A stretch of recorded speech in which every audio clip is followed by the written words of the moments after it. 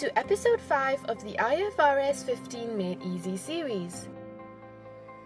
So far, we have learned how to identify a contract, its performance obligations, and how to determine the transaction price. In this episode, we will go through how to allocate the transaction price to the performance obligations in a contract. This video is brought to you by Kong Lim and Partners, Chartered Accountants of Singapore, and a member of JHI and Task. The objective of this step is to allocate the transaction price to each performance obligation within a contract in an amount that depicts the amount of consideration to which the entity expects to be entitled in exchange of transferring the promised goods or services to the customer. The way to identify this amount is to base it on the relative standalone selling price of the promised goods or services. If the standalone selling price is not easily identifiable, the price should be estimated using the following methods. Number 1. The adjusted market assessment approach, where the price of a good or service is estimated depending on what it is sold for in the market. Or Number 2, the expected cost plus margin approach, which is the standalone selling price of the goods or services plus a reasonable profit margin. Or Number 3, the residual approach. This is only used when you are unable to apply the other two methods. The residual approach is only allowed if the selling price of the good or service is highly variable or if the selling price is uncertain. This example will help you understand this better. Company C, a manufacturing company, enters into a contract with a customer to supply equipment at a transaction price of $1 million, payable upon delivery and installation.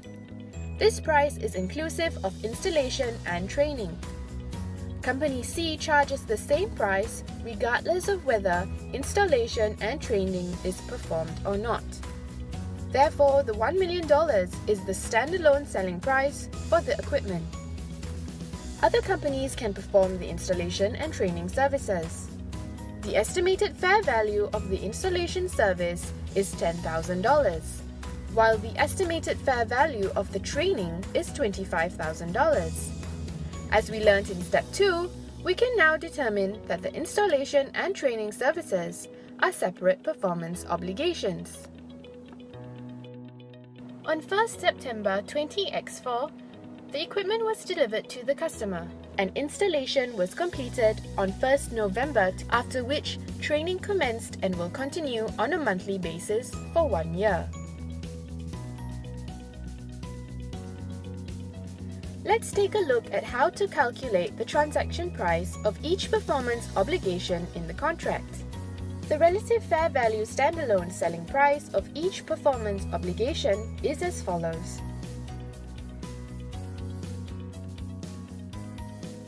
In the contract, it is stated that the transaction price payable upon delivery and installation is $1 million for all three performance obligations. Therefore, the calculation to allocate the transaction price in relation to the relative selling price is as follows.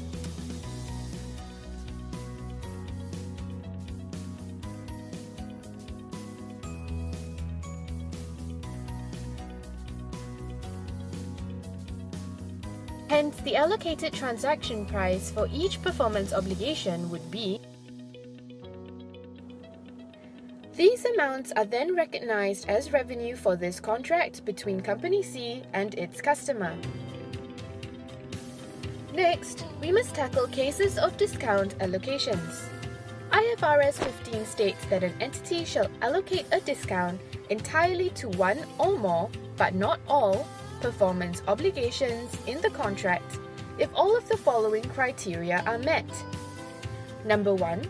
The entity regularly sells each distinct good or service in the contract on a standalone basis. And Number 2. The entity also regularly sells on a standalone basis a bundle of some of those distinct goods or services at a discount to the standalone selling price.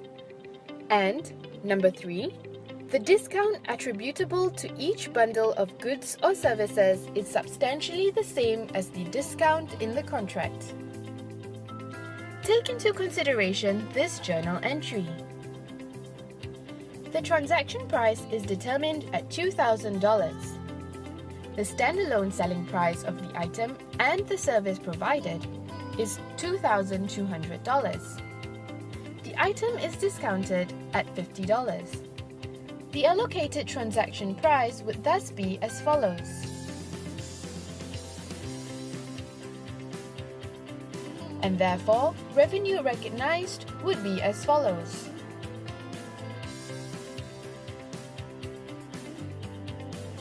Where consideration is paid in advance, the entity will need to consider whether the contract includes a significant financing arrangement, and if so, adjust for the time value of money. Details and examples of dealing with significant financing components were explained in episode 4 of this video series. For more examples on step 4 of IFRS 15, stay tuned for our future videos.